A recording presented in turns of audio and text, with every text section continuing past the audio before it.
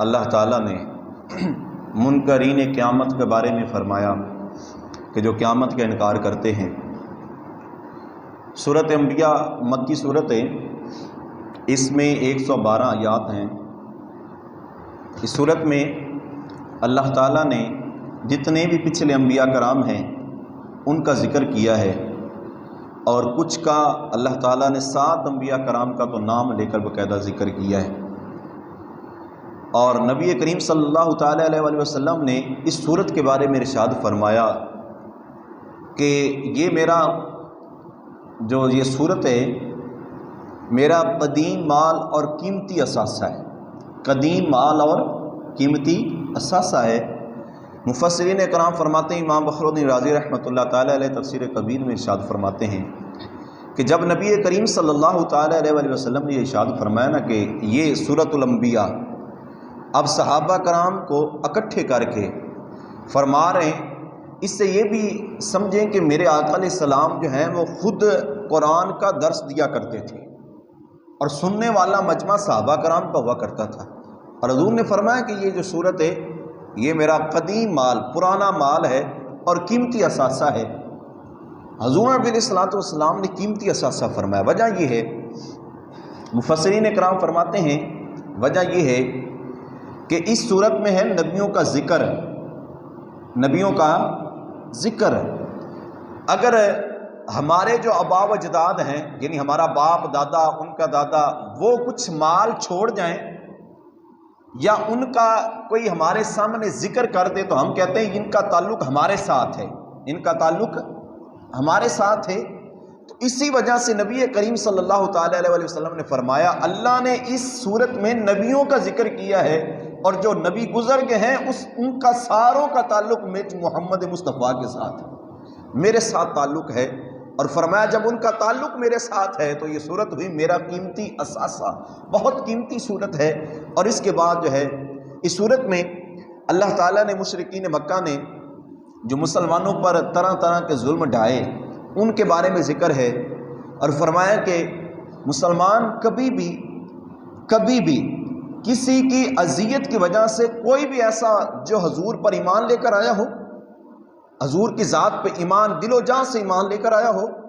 اور کافروں کی اذیت کی وجہ سے، تکلیفوں کی وجہ سے وہ ایمان چھوڑ گیا، کوئی بھی ایسا نہیں ہوا ہے۔ اور فرمایا وہ طرح طرح کے ظلم دیتے تھے، رب ان کے ظلموں کے بدلے انہیں ثواب عطا فرماتا تھا، صحابہ کرام کو اجر عطا فرماتا تھا۔ آپ نے حضرت بلال حبشی رضی اللہ تعالیٰ عنہ پر کیے جانے والے مظالم کے بارے میں تو سنا ہی ہوگا، حضرت یاسر رضی اللہ تعالیٰ عنہ کے بارے میں سنا ہوگا کہ ان پر کون کون سے ظلم کیے جا رہے تھے۔ تو فرمایا اسی طرح اس صورت میں اللہ تعالیٰ نے اپنی توحید کے دلائل بیان کیے ہیں کہ رب ایک ہے، اور اس کے بعد اللہ تعالیٰ نے انبیاء کرام علیہ السلام کا ذکر، اور بالخصوص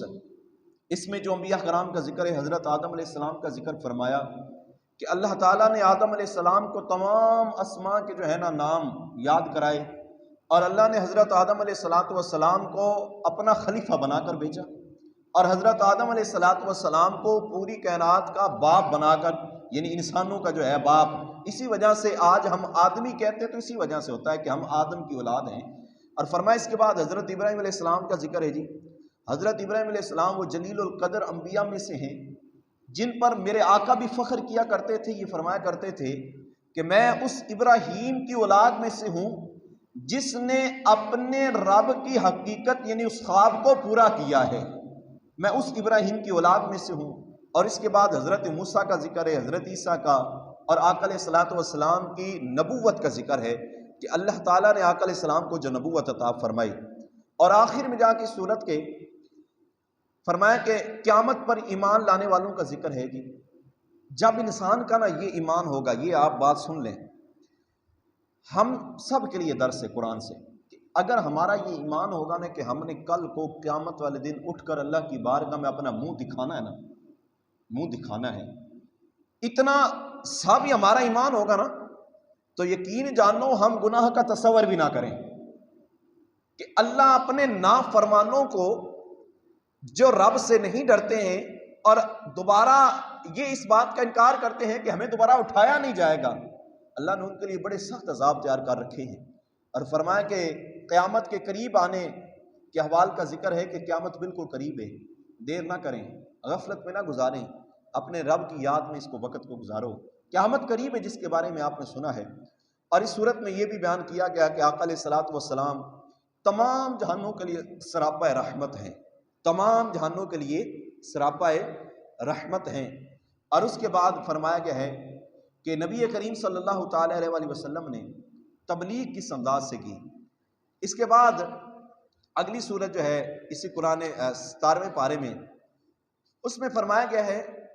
کہ اللہ تعالیٰ نے ایمان والوں کو کامیابی سے نوازا۔ اور کامیابی کون سی دی؟ سورۃ الحج جس کو بیان کرتے ہیں، اس کا نام حج ہے، اور ہر ایک جو ہے حج کرنا چاہتا ہے جی۔ حج کی ابتدا حضرت ابراہیم علیہ السلام سے ہوئی۔ حضرت ابراہیم علیہ السلام نے خانہ کعبہ کی تعمیر کی۔ خانہ کعبہ کی تعمیر کرنے کے بعد اللہ تعالیٰ کی بارگاہ میں عرض کی، یا اللہ اب خانہ کعبہ کی تعمیر ہوگی، اب میرے لیے کیا حکم ہے؟ اللہ نے فرمایا ابراہیم اب اعلان کرو کہ آئیں وہ طواف کریں، خانہ کعبہ کی زیارت کریں، میں ان کو حج کا ثواب عطا فرماؤں گا، میں ان کو ایسا اجر عطا فرماؤں گا کہ جیسے ابھی اپنی ماں کے پیٹ سے وہ پیدا ہوئے ہیں۔ یا اللہ میری اتنی آواز نہیں ہے، میں بولوں گا تو یہ 4-5 بستیوں تک جائے گی، 3-4 گھروں تک جائے گی، میں کیسے بولوں؟ اللہ نے فرمایا اے ابراہیم تم آواز لگاؤ، پہنچانا ہمارا کام ہے،